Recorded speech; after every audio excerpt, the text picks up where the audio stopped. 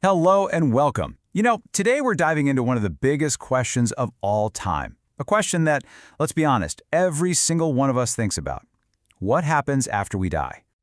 So, what really happens when our journey on Earth ends? It's a mystery, for sure, and one that has inspired beliefs and sacred texts for thousands of years. Today we're going to look at two totally different roadmaps for the soul's journey, both coming from ancient Eastern wisdom. Okay, so one of the most detailed maps of the afterlife we have comes from a Hindu text called the Garuda Purana. And this text doesn't just guess. No, it lays out this incredibly detailed journey where the things we do in life, our karma, directly shape what we experience after death. So let's start down this path. According to the Garuda Purana, for a lot of souls, this journey is anything but a peaceful rest. It's actually described as this incredibly demanding and tough trek to the realm of Yama, who is the god of death and justice. And the text is super clear about this. The path your soul takes is a direct reflection of your life's actions. Now, if you lived a virtuous life, your trip might be a bit smoother. But for those who are, let's say, sinfully inclined, the journey is said to be just filled with misery and torment. So what kind of torments are we talking about here? Well, the scriptures mention a few, but three really stand out. First, the soul is hit with this unbearable hunger, and then this endless, unquenchable thirst. And as if that's not enough, it then has to face a massive obstacle, a seriously formidable river. And this river has a name, the Vaitarani. But here's where it gets really fascinating. The texts say it has a subjective character, which means, well, it might not just be a physical river. Could this terrifying obstacle actually be a mental one?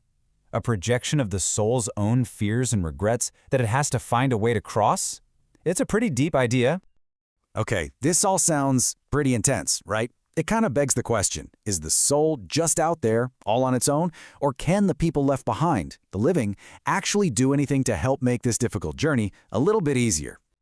Well, according to this tradition, the answer is a huge yes. The living have an absolutely vital part to play. Through very specific rituals, they can offer real, tangible support to that soul on its journey.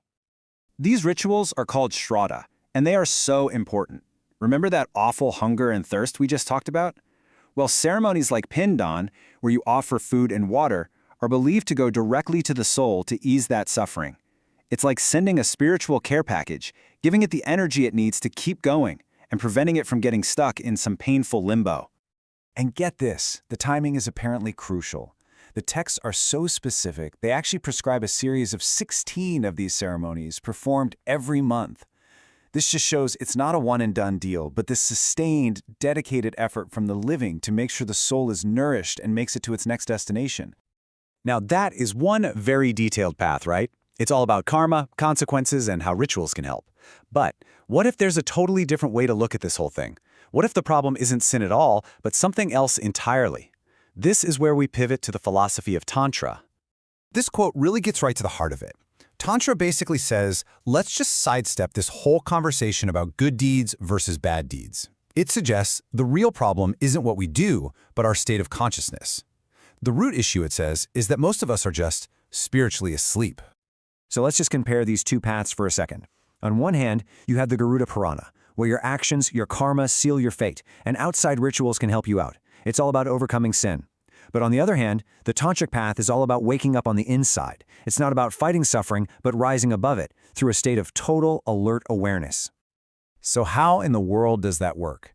The main practice here is to develop something called a witnessing consciousness. Think about that unbearable hunger again. Instead of thinking, I am so hungry, I'm suffering, you just observe the feeling of hunger. You become a witness to it. By creating that little bit of distance, by not letting the suffering define you, Tantra says you can actually transcend it. The pain might be there, but it's not you. And this leads to a really profound new definition of what liberation even is. In this view, liberation isn't some heavenly place you earn. It's not a reward for being good. It's simply the natural state that's left when all that mental chasing, what we call desire, finally just stops. It's a result of stillness, not action. So we're left with this powerful final thought to chew on. We've looked at two totally different maps for the soul. One is a detailed trek through the afterlife, shaped by our actions and helped by rituals from Earth. The other says the whole journey is internal. It's just about waking up. So the question for all of us is this: what is real freedom? Is it a destination we struggle to reach, or is it a state of awareness we can realize is already right here, right now?